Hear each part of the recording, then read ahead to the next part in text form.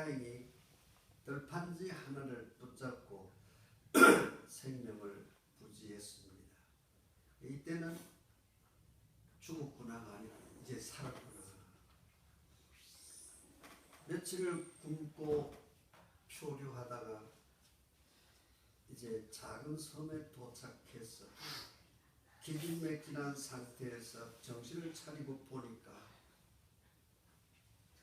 흉측하고 잔인하게 생긴 식인종들이 자기를 둘러싸고 있습니다. 생각을 했습니다. 지금 정말로 죽었구나. 이제는 정말로 죽었구나. 그래서 눈을 뜨고 하나님 앞에 기도합니다. 내가 돈 벌자고 하는 것도 아니고 출세도 아니고 오직 선교하려고 왔는데 이게 무슨 일입니까? 내가 이렇게 죽어야 됩니까? 그러는데 하나님의 음성이 들렸어요. 너는 아직 죽지 않았다. 안 죽었으니까 말하고 있지 않느냐. 그러면 어떻게 할까요?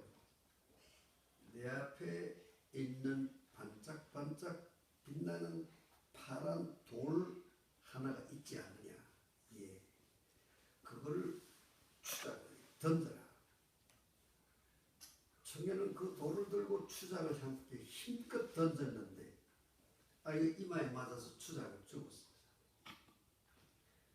그때 이 청년이 이제는 살았구나. 그런데 하늘에서 음성이 들렸어요. 넌 이제 진짜 죽은 거다. 사람들은 이렇게 살았다가 죽었다가 그런 경우가 많습니다. 그런데 죽은 사람은 말이 없어요. 아직도 살아있으니까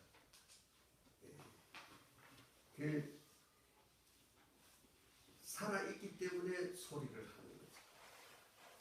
넌 이제 진짜 죽었다.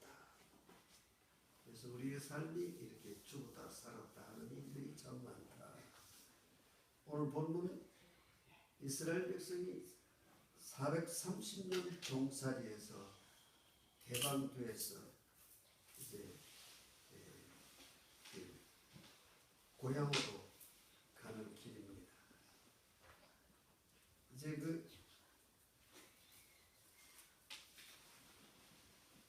제가 깜빡했습니다. 늦었지만 특성하면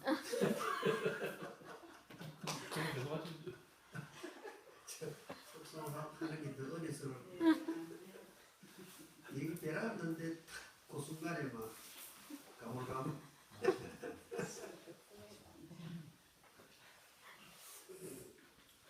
마치고 가겠습니다. 마치고요. 예. 그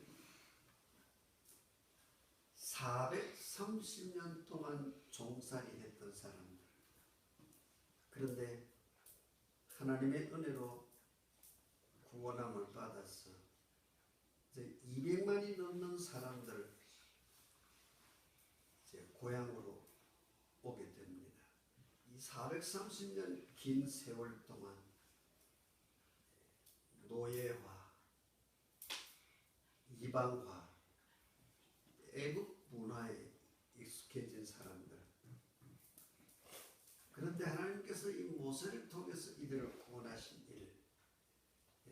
그래서 우리 십계명 처음에 보면은 나는 너를 애국 땅 종되었던 집에서 인도하여는 너희 하나님 여호와다.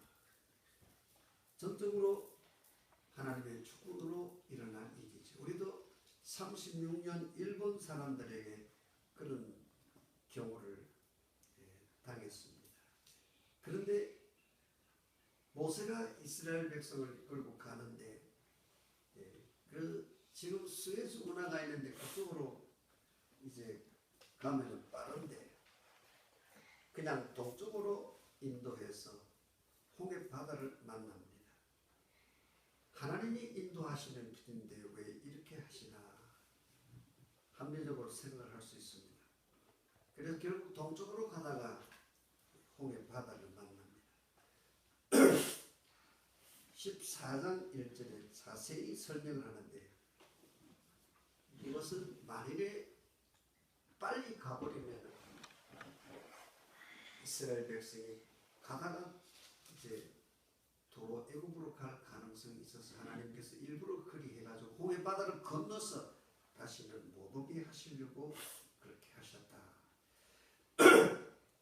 예, 정말 전쟁 같은 것이 오면은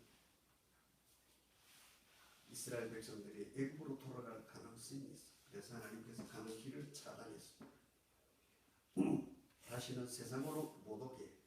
홍해 앞까지 왔는데 앞에는 홍해 바다가 있고 뒤에는 바로가 군사를 끌고 추격을 합니다.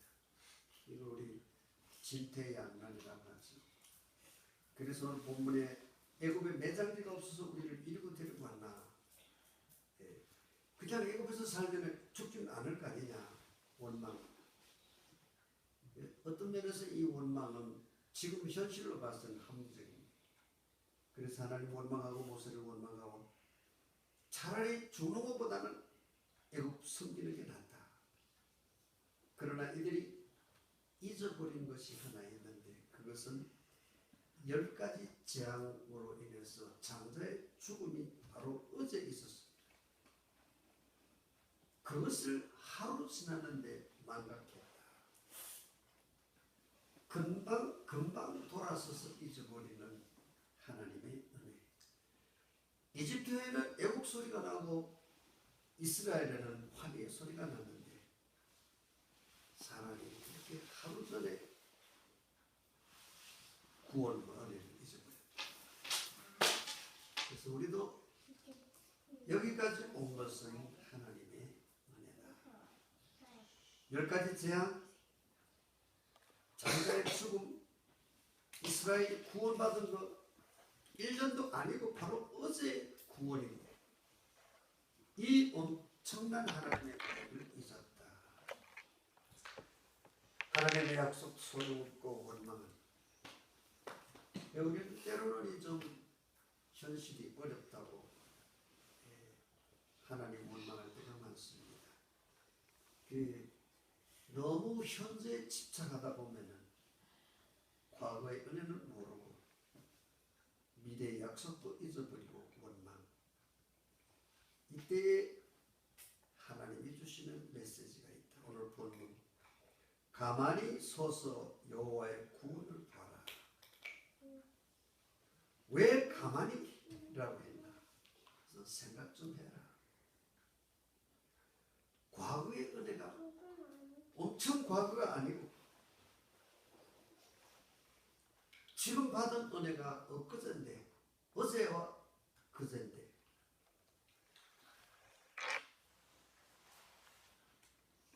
우리나라 현실도 여러 가지 정치적으로 북핵 문제나 여러 가지 어려움이 많습니다. 입장도 있고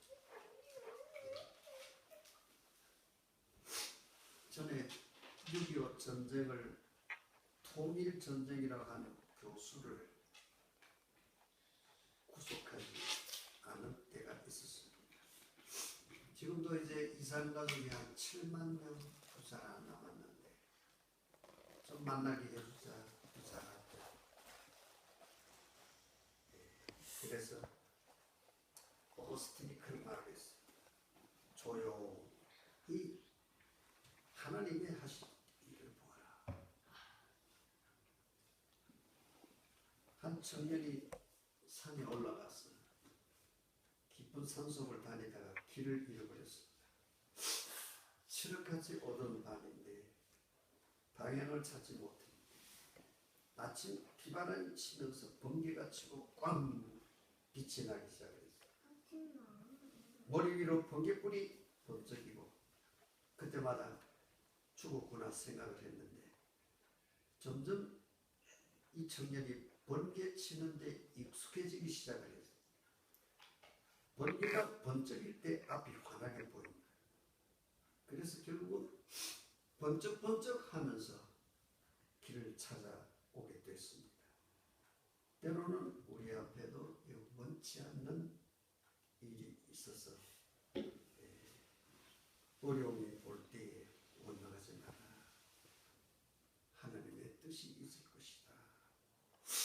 계획도 있으시고 하나님의 영원한 지혜로 우리를 인도해 주실 것이다. 성경은 원망하지 말라고 했으니까 우리 이성적인 판단을 좀 중단하고 하나님의 뜻이 이루어지는 것을 가만히 보고 기다리는 것도 지혜다. 제가 10년이 넘은 것 같아요. 성찬식을 하는데 송구영신 예배 때 그때는 12시에 시작해요. 31일 날 시작하면 보통 1시간 하는데 1시에 끝나는데 그 후로 시간을 조정을 했어요. 송구영신하면 한 해 보내고 새해를 맞이하니까 11시 반에 시작해가지고 12시 반에 마치면 이쪽에 30분, 이쪽에 30분에서 1시간 된다. 예, 그랬는데 그 성찬 준비를 장로님들이 교회 와서 하실 때에 그 장로님들이 그 떡과 포도주를 이제 준비를 하고 있습니다. 이게 이제 한 해 전에 소구역신 예배 때 장로님들 두 분은 떡을 가지고 섰고 또 두 분은 포도주를 가지고 섰고 그래서 이제 먼저 떡을 하나 치고요. 이 떡 들고 있는 장로님은 이것은 예수님의 몸입니다. 그런 그 떡을 가지고 포도주를 가지고 있는 장로님한테 갔어요. 거기서 이렇게 찍어서 먹는데 그 포도주를 나누고 주는 장로님은 그걸 들고 이것은 예수님의 피입니다. 한 해 전에 이렇게 해서 너무 감동을 받았어요. 그 이유는 제가 뭐 세미나 가가지고 거기가 어디입니까? 와수리인지 그쪽에 가가지고 그때 성찬식을 하는데 너무 목사님들이 많이 와서 한 2,000명이 왔어요. 그 2,000명이 왔을 때 이 성찬식을 그렇게 하는 거예요. 떡을 가지고 이것은 예수님의 몸입니다. 그걸 가지고 찍으면서 그 장로님 거기서 목사님이 하셨지만 이것은 주님의 피입니다. 제가 너무 감동을 받아가지고 저는 막 울면서 떡을 찍어서 포도주에 찍어서 이제 먹었는데 우리 한 해 전에도 이렇게 해서 참 감동스러웠어요. 그런데 문제는 그때 성찬에 송구영신 예배에 참여하지 않는 미국에 갔다 오신 장로님이 전화를 했어요. 목사님, 성경을 똑바로 보십시오. 분명히 식후에 또한 이와 같이 했는데 왜 순서를 바꾸느냐고. 비성경적이다. 그게 아니고 작년에도 똑같이 했다. 작년에도 똑같이 이렇게 했는데 너무 어려스러웠다. 그렇게 하는 것이 좋겠다 하니까 성경에 위배되는 일을 할 수 있느냐고 전화를 탁 끊는 거예요. 그래서 제가 생각을 했어요. 이건 시험이다. 시험이다. 네. 그래서 장로님한테 물어보라 했는데 장로님들이 한 19명 모였는데 모두 다 작년에 그 했던 거 기억이 안 된대요. 그런 일 없었다는 거예요. 그러니 내가 참 곤란했어. 이거는 진리 문제가 아니니까 먼저 먹고 나중에 하는 것보다도 이것은 살을 찢어 피를 쏟아 우리를 구원해 주신 주님 성찬의 의미가 그건데 옛날식으로 그대로 합시다. 그래 이제 옛날식으로 하다 보니까 시간이 한 30분 오버가 됐어. 그 1시간 해야 될 건데 30분 오버가 됐어요. 1시간 30분 걸렸어요. 그때는 12시 예배를 드렸으니까 1시 30분에 끝났습니다. 그런데 제가 잊을 수 없는 것은 하나님이 나를 시험하신다. 내가 어떻게 하는 거 보고 계신다. 그런데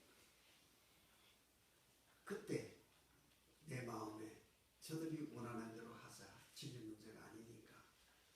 그런데 나중에 보니까 우리 교회 생기고는 심야 기도에 500명 이상 철야 기도에 소구영신 예배에 참석 제일 많이 했어요. 차라리 그런 거 내한테 시험이 있어도 교인 많이 모이는 게 나한테는 그때 더 유익하다. 그런 생각을 이제 했습니다. 그래서 한마디로 시험에 합격했다. 그런데 재밌는 것은 예배 끝나고 집으로 돌아왔으니까 1시 반 넘었죠. 장로님 한 분이 전화를 했어요. 목사님, 죽을 죄를 지었습니다. 우리 작년에 그거 했는데 기억이 안 났습니다. 기억이 안 나요. 제가 포도주 잔을 들고 이것은 주님의 피입니다 하고 얼마나 울다가 이 눈물이 포도주에 떨어질까봐 걱정을 하고 그래 울었다가 그래 진짜로 그렇게 감격스럽게 했는데 그것도 이 장로님 모르고 있었는데 그 장로님 부인 되시는 구원사님이 집에 가가지고 여보 와 당신이 포도주 잔 들고 있어가지고 나는 기왕에 포도주를 찍어 먹으려고 하면 당신한테 간다고 그래. 당신한테 가가지고 떡을 찍으니까 당신이 눈물이 막 흘러나와 막 포도주 떨어질라 해서 이리 샀는데 그 기억을 맞다 해가지고 그랬지. 그런데 그때 하나님께서 그 장모님들이 다 잊어버리겠어요. 나 시험하시려고. 그래가 죽을 죄를 지었다고. 정말 이 떡에 먼저 떡을 먹고 먼저 잔을 마시고 누가 보면은 잔이 먼저 나와요. 그보다 더 중요한 것은 의미입니다. 이것은 주님의 몸입니다. 얼마나 그래서 그냥 목사님들이 그걸 들고 막 예수님의 몸입니다 하면서 막 줄줄 흘려요 눈물이. 여기서 또 목사님 몇 분이 서가지고 이것은 주님의 피입니다. 그 의미를 생각하면서 다 은혜 받고 그랬어. 나도 우리 교회 가서 한번 한다 하고 했는데 실행이 그래 됐어요.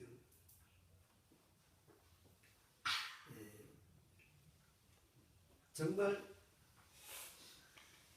몸과 피를 쏟아서 우리를 구원해 주신 은혜, 그리고 정말 우리를 대속하신 것을 기념하는 것인데 잔이 먼저 떡이 먼저 중요한 것이 아니고 그 의미가 중요하다. 홍해 앞에까지 온 이스라엘 430년 종살이에서 해방 서둘러 고향 땅으로 가는데 앞에는 바다, 뒤에는 애국 군인들, 도관에 든 쥐라고니 하나님은 왜 이 고난을 주셨나? 우리에게 깊이 생각할 기회가 문제가 있다. 형통할 때 우리의 소원 상상해보세요. 여러 해 쓸 물건을 많이 모아두었다. 이제는 하나님이 주신 은혜를 누리면서 먹고 마시고 즐거워하자. 그러나 고난이 오면 소원이 바뀝니다. 병석에서의 소원이 또 다릅니다. 죽음 앞에서 소원은 또 다릅니다. 하나님 살려주세요. 불쌍히 열려주세요. 세상 모든 사람들은 형통을 좋아합니다. 그러나 우리 성경을 보면 형통이 왔을 때, 평안이 왔을 때 너무 먹고 마시고 즐거워한다. 제가 가끔 할 때 여기 이번에도 뭐 3일교회 목사님 오늘 가셨는데 여기 올라오는 사람 보통 힘들어서는 안 오신다. 되게 힘들어서 목사님 하루 한 끼씩만 금식하고 하셨는데 오늘 이렇게 뭐가 잘 될 때에 분재하는 일이 많았다. 솔로몬도 그랬고 다윗도 그랬고 느부갓네살 왕의 아들 벨사살도 그랬고 그래서 고난이 와야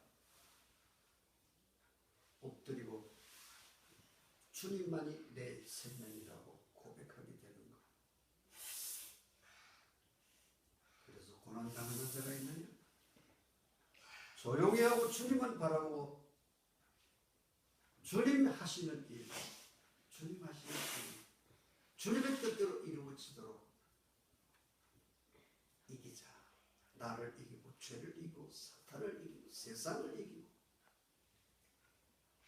그래서 오늘도 주님만을 바라보는 나의 간절한 기도와 소망을 따라 아무 일이든지 부끄럽지 아니하고 오직 정오같이 온전히 담대하여 살든지 죽든지 내 몸에서 그리스도가 존귀 되기를 바라는 사도 바울의 소원처럼 우리는 어려운 문제가 왔을 때 주님을 바라보면서 주님이 해결을 바라고